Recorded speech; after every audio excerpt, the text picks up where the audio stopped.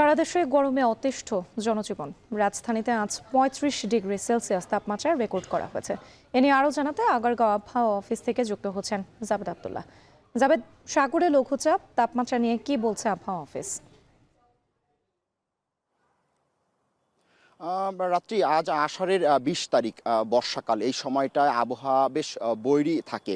এরই মধ্যে আবহাওয়া অফিস আমাদেরকে জানিয়েছে যে মৌসুমি বায়ুর বর্ধিত অংশ সাগরে রয়েছে, যে কারণে গত দুদিন আগে একটি লঘুচাপ সৃষ্টি হয়েছিল, সেটি এখন সুস্পষ্ট লঘুচাপ হয়ে সাগরে বিরাজমান। যে কারণে ৪টি সমুদ্র বন্দরে, অর্থাৎ চট্টগ্রাম, কক্সবাজার, খুলনা, মোংলা, পায়রা, এই সমুদ্র বন্দরগুলোতে ৩ নাম্বার বিপদ সংকেত দেখিয়ে যেতে বলা হয়েছে। আবহাওয়া অফিস থেকে জানানো হয়েছে যে আজ সন্ধ্যা নাগাদ উপকূলীয় এলাকায় বৃষ্টিপাত হতে পারে।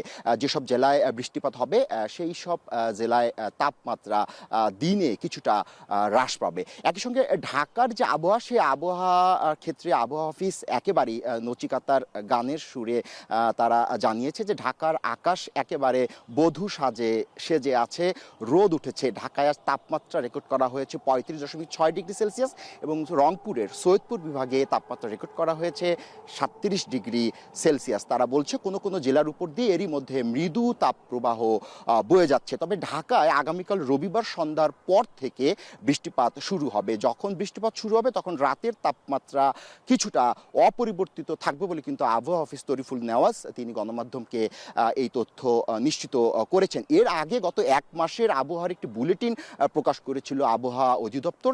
সেখানে উল্লেখ ছিল যে এই যে জুলাই আগস্ট মাস আসছে, এই মাসে ২ থেকে ৩টি ঘূর্ণিঝড় সৃষ্টি হতে পারে। যেহেতু এই মাসগুলো ঘূর্ণিঝড় প্রবণ মাস, এই সময়ে সাগর কিছুটা বিক্ষিপ্ত থাকে বা কিছুটা সাগর উত্তাল থাকে, যে কারণে এই যে আবহাওয়ার তারতম্য সেটি বিরাজ করছে। অর্থাৎ এক জেলায় বৃষ্টিপাত শুরু হবে তো অন্য জেলায় তাপমাত্রা কিছুটা বেশি থাকবে, এমনটি আবহাওয়া বৈরী থাকে বলে কিন্তু আবহাওয়াবিদরা আমাদেরকে জানিয়েছে। তো এখন আপনি নিশ্চয়ই দেখতে পাচ্ছেন যে এই যে আকাশ, ঢাকার আকাশে রোদ উঠেছে, মূলত বাতাসে আর্দ্রতার পরিমাণ বেশি, যে কারণে ভ্যাপসা গরম অনুভূত হচ্ছে এবং তীব্র গরমে জনজীবনে কিছুটা অস্বস্তি বিরাজ করছে এবং জনজীবনে প্রচণ্ড ঘাম হচ্ছে মানুষের দেহে।